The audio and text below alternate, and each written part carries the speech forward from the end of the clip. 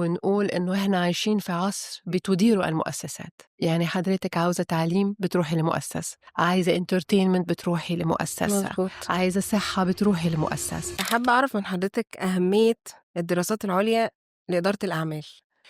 This is a very beautiful question يا ندى. أهمية الدراسات العليا للإدارة البوست graduate business education. السؤال ده لو تسمحي لي ممكن نرد عليه من برا لجو.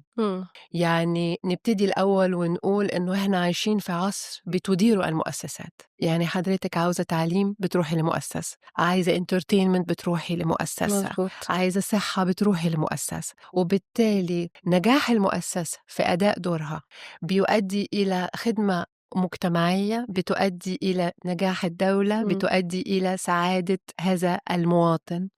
والعكس صحيح. لو هذه المؤسسات مش بتدار على أفضل شكل مش هتقدر تؤدي دورها في المجتمع، مش تقدر تؤدي دورها على مستوى الدولة، ومن هنا هيبقى في تداعيات على مستوى حياة المواطن. إذا لما ننظر أنه وحدة النجاح على مستوى الدولة والمجتمع هي المؤسسة، وأنه نجاح المؤسسة هيعتمد على جودة علم الإدارة، يبقى دراسة الإدارة دراسة محورية.